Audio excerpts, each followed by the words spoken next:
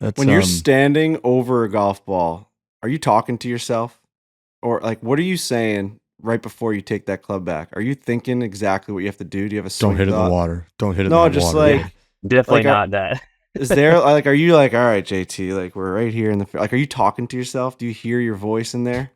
Yeah, I mean, the self talk is like it's a lot of times it's focused on what I'm trying to do with this golf swing. Like I'm hit like a lot of times Cleaner and I are talking about a certain number. Like, all right, we're hitting this 7 iron 175 yards, or like we're taking a little bit off, so it's a 172 now. So like I have that number in my head going over and over and over and over again, and so that's kind of just like, all right, 172. Like that's probably the majority of the self talk and the what I'm telling myself.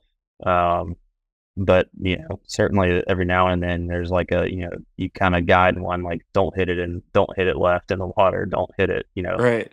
don't make the big mistake, be smart sort of So thing. there's Would no be like turn your hips and make sure the like for us amateurs we Uh, have a million different like right before I swing I'm like Frankie make sure you like we might have turn made a on this. mistake letting Frankie talk to JT Poston. He's gonna Yeah, yeah, just yeah. No, be actually, in his grill. no, you're spot on. Like a lot of I can all three of my wins, a lot of my best weeks, I have one little like swing thought. And this past week was no different. I was like a little takeaway thing, just trying to keep the club outside my hands for the first little bit of the takeaway.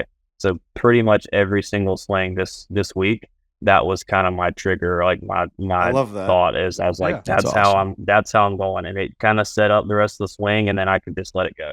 When I feel and we're the worst golfers in the world, but when I feel like I'm playing well, I'm reminding myself about a swing thought that worked for me. And then when I miss hit a shot, I'll be sitting in the cart and I'll be like, I didn't think about anything on that. I just went up Yeah. there and swung.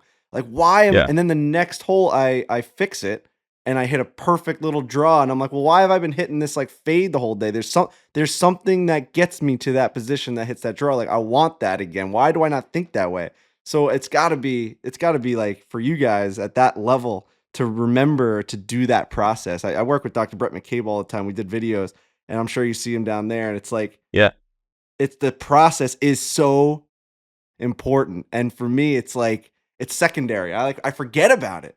He wrote it Yeah. on my glove. Process, like look down and just do it. And it sounds so stupid, but like there's a reason why that works. And I don't do it enough. Amateur golfers don't do it enough. We don't have a Yeah. process. We don't have a setup. We don't set ourselves up for success. Sure, you have a better swing than me. You're just athletically way better at the game of golf than me, but you Oh. also have everything pre-swing. You're just nailing. You know what I Yeah. mean? Like you're just doing the right stuff, and we don't.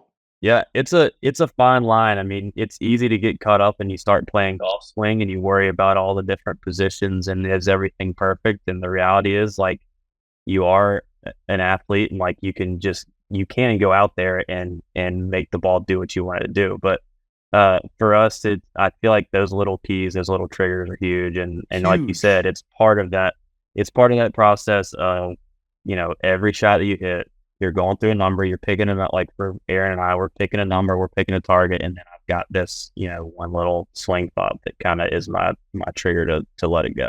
It would be amazing if Elon Musk ever comes up with a technology where you can hear what people are thinking, what people are thinking over a ball. Like that would, like, what's Tiger thinking? What's JT Poston thinking? What's Frankie Borelli thinking? Like that would be an incredible. That would be incredible. Rory's explodes on the 18th green of the U.S. Open. It's just like the whole thing like decombusts and It would be smoke unbelievable. comes out.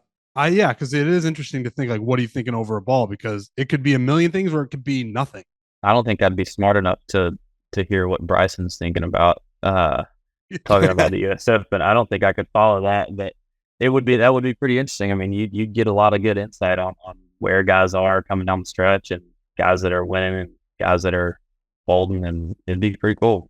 You get like DJs is just nothing. It's just like literally nothing. That's why it might be the best though. I was thinking Tiger would be nothing too. He's just like, all right, I'm just gonna here we go. I've done this like, I'm gonna do the 82 times. Yeah.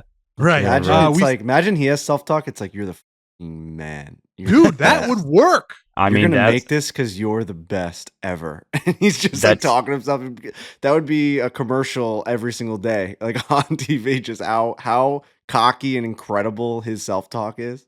Yeah, I mean that's a lot better than a lot of other things. I mean, you gotta have confidence in yourself, and he's obviously the best to ever do it. So why wouldn't you be confident in that?